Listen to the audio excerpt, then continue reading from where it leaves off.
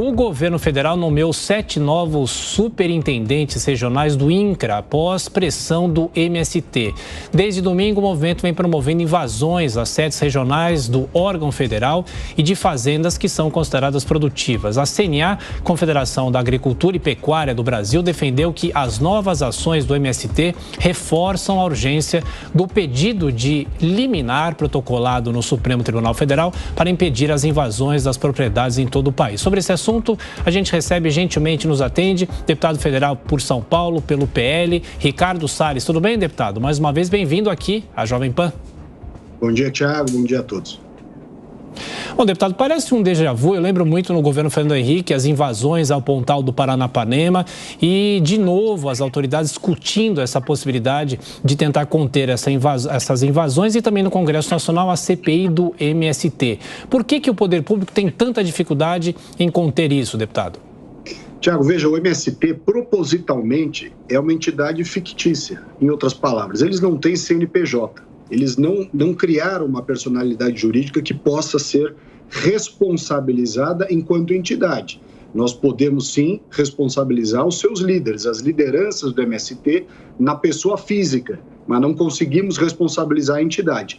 E interessante, porque eles usam outras associações para outros pretextos, como, por exemplo, a ideia de levar ou dizer que leva, né? Porque tem que deixar claro que uma coisa é a ideia, outra coisa é o que eles fazem. Dizer que levam saúde no campo e aí apresentam projetos através de uma outra entidade para conseguir dinheiro do Ministério da Saúde. Dizer que levam educação para o campo e conseguir dinheiro do Ministério da Educação. E assim sucessivamente. Só que esse dinheiro, ao invés de ser usado integralmente naquele tema cujo pretexto serviu de base para receber o dinheiro, ele acaba servindo também de financiamento para esses movimentos, para essas invasões, para os acampamentos, para o deslocamento, para a alimentação desse pessoal que invade fazenda e acaba extorquindo também o proprietário rural. Pergunta agora de Amanda Klein. Deputado, bom dia. Ontem, 2 ministros do governo reagiram subindo o tom contra as invasões de terra do MST. O ministro Carlos Fávaro, que é o ministro da Agricultura, disse o seguinte: inaceitável, né? Sempre defendi que o trabalhador vocacionado tem direito à terra, mas a terra que lhe é de direito. E fez grandes críticas, principalmente à invasão da terra da Embrapa, né? Que é responsável por ciência e avanços tecnológicos na agropecuária. E o próprio ministro Alexandre Padilha, que é responsável pela articulação política, ministro das Relações Institucionais, também fez críticas e diz que não é a melhor forma de lutar por qualquer coisa. Eu condeno toda atitude que possa atrapalhar a produção.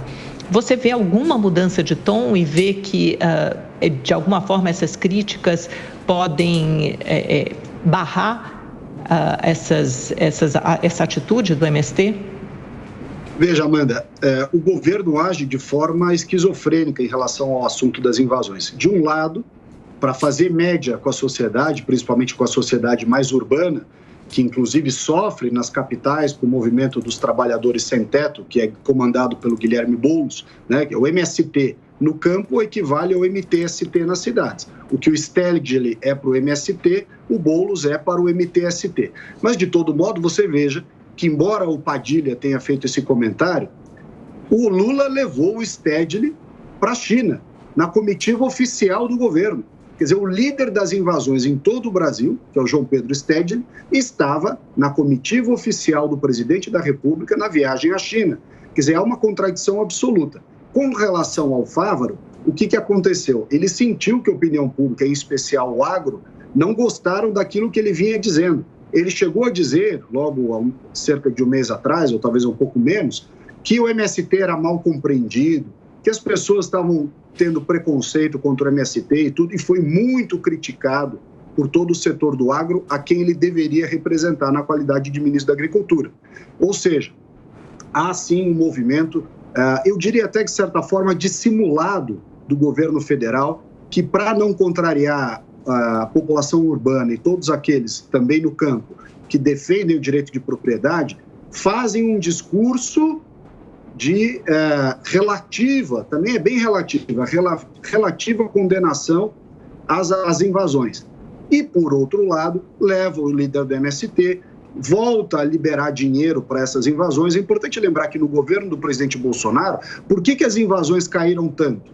porque não só houve uma condenação moral perante as invasões, mas houve também um sentimento de fim da impunidade e de cortar as verbas. O governo federal do presidente Bolsonaro cortou as verbas que eram, como eu disse há pouco aqui, utilizadas por terceiras entidades para, usando um pretexto que era incontestável, claro, questões de saúde e educação, mas ficou provado que isso eram meros pretextos para tirar dinheiro do governo e transferir para as invasões e para os movimentos. O governo Bolsonaro cortou isso, acabaram as invasões. Voltou o Lula, retoma o dinheiro, retoma as invasões. Cristiano Beraldo. Deputado, o senhor comentou que o Lula convidou o Stedley para acompanhá-lo até a China. Nessa viagem à China, ele se manifesta favorável à Rússia, dizendo que a Ucrânia também tem culpa em ter o seu território invadido. Aqui no Brasil, a gente vê o governo federal assistindo a um anúncio de um abril vermelho, o MST anunciando invasões. Isso tudo acontece de forma absolutamente passiva por parte do Executivo Federal. E a minha pergunta é o seguinte: a gente não pode esperar nada do Executivo do governo Lula em relação a isso. Mas o que a Câmara dos Deputados pode fazer para dar um pouco de alento a essas pessoas que estão tendo as suas propriedades invadidas e estão aí completamente à deriva nessa situação absurda?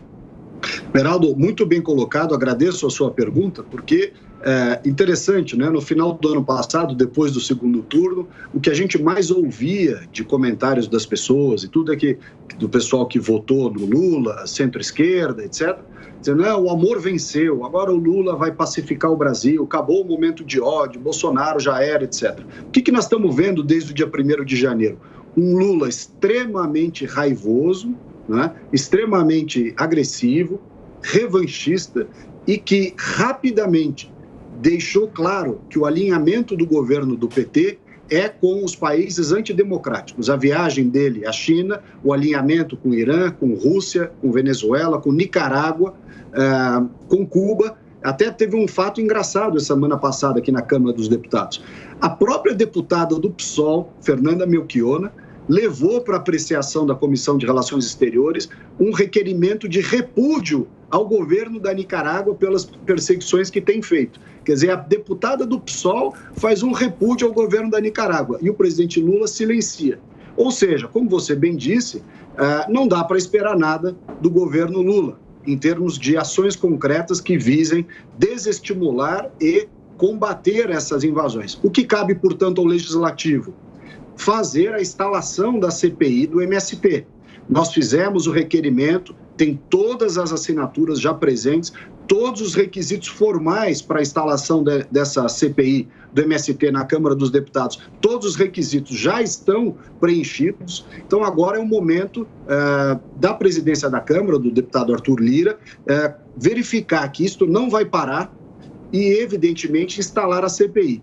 Além disso, esses fatos de ontem para hoje, que essas nomeações no INCRA de membros do MST, são um claro desvio de finalidade. Você não pode colocar um líder do Movimento Sem Terra que lidera as invasões do país para administrar justamente um órgão público com um orçamento bastante significativo e que tem como função institucional justamente regulamentar e implementar políticas de reforma agrária. Quer dizer, você está pondo o lobo para tomar conta do galinheiro. Isso não pode. Isso tem claro conflito de interesse. Isso terá de ser respondido judicialmente e na Controladoria Geral da União. E, deputado Salles, o senhor falava há pouco sobre dinheiro para o MST. É caro promover essas invasões, então? Seria importante chegar aos financiadores? Quem seriam eles? Adriana, essas invasões, elas são organizadas e elas têm um planejamento. Elas têm uma infraestrutura, uma logística. Se você observar, nesse caso aqui em São Paulo, que nós tivemos da prisão do Zé Rainha, que foi gravado extorquindo produtor rural, quer dizer, ele acampava na porta de um fazendeiro, na estrada, ficava lá uma semana, 10 dias, 15 dias com aquele monte de gente ali. Portanto, as pessoas foram levadas lá, as pessoas estavam sendo alimentadas lá, foram montadas as barracas lá, né?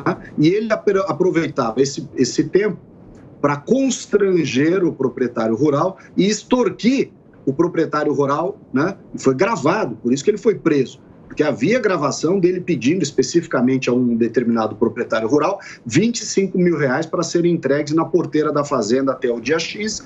Se não fosse entregue o dinheiro, eles invadiriam a fazenda.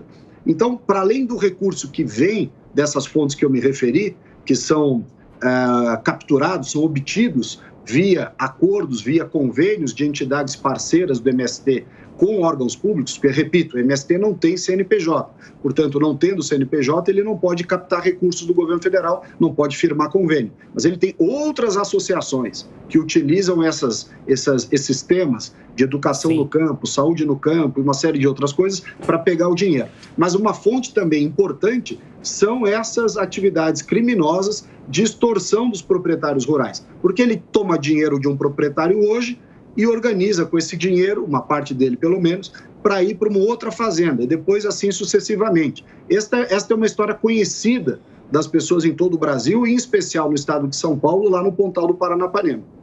Deputado Ricardo Salles, do PL de São Paulo, mais uma vez, muito obrigado. Até a próxima, bom trabalho. Obrigado, Thiago, um abraço.